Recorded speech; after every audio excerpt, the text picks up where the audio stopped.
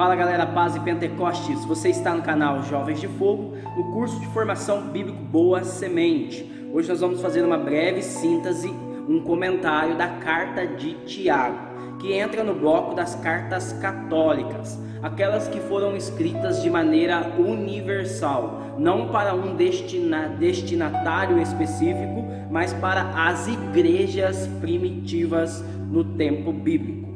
Eu quero dividir este resumo em 6 elementos. Primeiro, quem é o autor. Segundo, o destinatário. Terceiro, o contexto. Quarto, a intenção. Quinto, a característica. E sexto, temas principais que Tiago vai abordar em sua obra.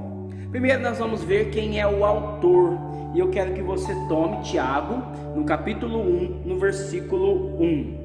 Tiago, servo de Deus e do Senhor Jesus Cristo, as 12 tribos espalhadas pelo mundo, saudações. Nós vamos ver que existiam 2 apóstolos chamados Tiago. Se você pegar Marcos capítulo 3, versículo 14 e 15, quando Jesus vai subir ao monte para instituir os 12, nós vamos ver que existiam 2 Tiagos. Existia um Tiago, filho de Zebedeu, o irmão de João, e também existia o Tiago, filho de Alfeu. O primeiro Tiago, filho de Zebedeu, irmão de João, ele foi martirizado no ano 44 por mandato de Herodes. Nós temos esse relato bíblico no livro de Atos dos Apóstolos, capítulo 12, no versículo 2. Então Tiago ele foi morto pela espada, a mandato de Herodes. E também nós temos o Tiago, filho de Alfeu. Esse Tiago, segundo o relato da tradição, ele foi coroado com um martírio no ano 62. Esse Tiago é conhecido na Escritura como o irmão do Senhor. A palavra irmão, no hebraico, também tem o mesmo valor da palavra primo. São aqueles que são parentes sanguíneos. E a esse Tiago foi atribuída a autoria da carta. Esse Tiago ele exercia uma função importante na comunidade. Então nós podemos ver em Gálatas, no capítulo 2, no versículo 9, que Paulo vai considerar juntamente com João e Pedro, Tiago como uma das colunas da igreja, aqueles que estavam na frente da igreja como apóstolos. Então, este é o autor a qual nós temos referido a esta carta. O segundo, nós encontramos o destinatário. No versículo 1 ainda, Tiago, servo de Deus e do Senhor Jesus Cristo, as 12 tribos espalhadas pelo mundo. Então, as 12 tribos espalhadas pelo mundo representam todos os cristãos que estavam próximos às cidades grego-romanas, sobretudo as regiões próximas à Palestina, como a Síria e ao Egito. E essas comunidades, elas estavam dispersas, porque nela residiam judeus recém-convertidos ao cristianismo que estavam sendo perseguidos por causa da sua opção de fé. Diáspora significa dispersão. Por causa da perseguição, houve uma dispersão. Foi uma permissão de Deus para que a igreja chegasse até os confins da terra. Então a igreja primitiva, ela era uma igreja que ela era constantemente perseguida. E aqui nós encontramos a intenção de Tiago quando ele vai escrever a sua obra. Ele escreve para exortar os mesmos sobre a situação que eles estão vivendo. Eu quero destacar Tiago no capítulo 1, no versículo 12. Ele vai falar assim: feliz o homem que suporta com paciência a provação, porque uma vez provado receberá a coroa da vida, que o Senhor prometeu àqueles que o amam. Então, Tiago ele vai exortar nessa carta aos irmãos a não desanimarem por causa da tribulação, por causa das provações, mas pelo contrário, que eles possam estar alegres, felizes, porque haverá uma grande recompensa, a salvação. Esta carta ela possui uma característica específica. Tiago, como um bom judeu, ele vai usar de um dos métodos que Deus inspirou os profetas para revelar os seus mistérios no Antigo Testamento, que é a literatura sapiencial.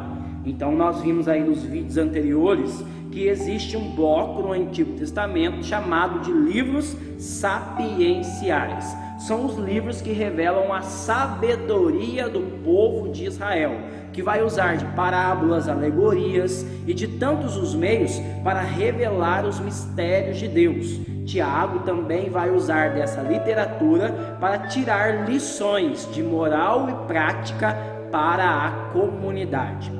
Por isso, nessa carta, nós vamos ver Tiago colocando várias alegorias bíblicas. Então ele vai usar a imagem da onda que é agitada e impelida pelo vento. Ele vai usar da flor da erva que logo seca com o calor do sol. Ele vai falar do espelho, ele vai falar do corpo sem alma, ele vai usar a metáfora do navio, da floresta, da fonte, da figueira, para trazer lições espirituais, principalmente no campo da moral e da prática, para essa comunidade que está sofrendo uma grande perseguição e está distante da cidade mãe, a cidade de Jerusalém.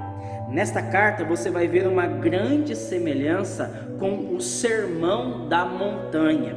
Muitos teólogos eles dizem que toda a doutrina de Jesus está resumida nos capítulos 5, 6 e 7 do Evangelho de Mateus, onde nós encontramos o Sermão da Montanha. E nesta carta nós vamos ver uma grande semelhança com o Sermão da Montanha. Para Tiago vale uma regra de ouro. O verdadeiro religioso, a verdadeira religião é aquele que ouve, pratica e ensina a palavra. Quero mostrar isso para você em Tiago, no capítulo 1, nos versículos 22 aos versículos seguintes. Ele vai exortar: sejam praticantes da palavra e não apenas ouvintes, iludindo a si mesmos. Quem ouve a palavra e não coloca em prática é como alguém que observa no espelho o rosto que tem desde o nascimento, observa a si mesmo e depois vai embora, esquecendo a sua própria aparência. Mas quem se concentra numa lei perfeita, a lei da liberdade, e nela continua firme, não como um ouvinte distraindo, mas praticando o que nela manda, esse encontrará a felicidade no que faz.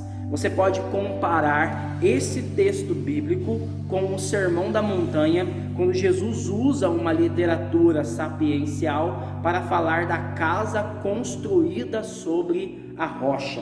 Jesus vai falar que o sábio é aquele que ouve a palavra e coloca a palavra em prática.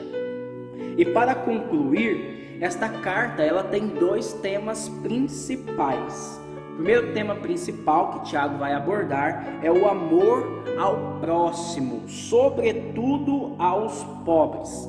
Tiago ele vai exortar em sua obra os pobres. Os pobres para os judeus são os anauíns. Os anauíns são os pobres de Javé, aqueles que são desapegados e que são totalmente dependentes de Deus. Então Tiago ele vai tomar uma máxima que nós encontramos no Sermão da Bem-aventurança, a primeira bem-aventurança, quando Jesus vai dizer em Mateus, no capítulo 5, no versículo 3: bem-aventurado os pobres, porque deles é o reino de Deus. Então nessa carta, Tiago ao mesmo tempo vai fazer uma dura exortação advertindo os ricos. Esse é o primeiro tema. E o segundo tema é a execução das boas obras como consequência da nossa adesão de fé. E aqui talvez nós encontramos o versículo mais conhecido e polêmico da carta de Tiago, que é Tiago, capítulo 2, no versículo 17. Ele diz: assim também a fé, sem as obras, ela está completamente morta. Então, São Tiago, ele vai exortar que nós não somos salvos por causa das obras, mas nós somos salvos para as obras. Se você fala que você tem fé, você deve manifestar a sua fé através das suas obras de misericórdia e de conversão. O cristão, ele é chamado a amar, não só de palavras, mas ele é chamado a amar com ações de verdade. Assim vai ensinar Tiago em sua literatura Sapiência. Quero que, como Tiago exorta, você também possa se debruçar na palavra do Senhor, que traz para nós aqui uma direção, um propósito, para que nós possamos alcançar a santidade em vida e que no meio das provações nós possamos permanecer fiéis, porque haverá para aquele que é fiel uma grande recompensa, a coroa da vida eterna. Deus abençoe você, a paz e Pentecostes. Fogo!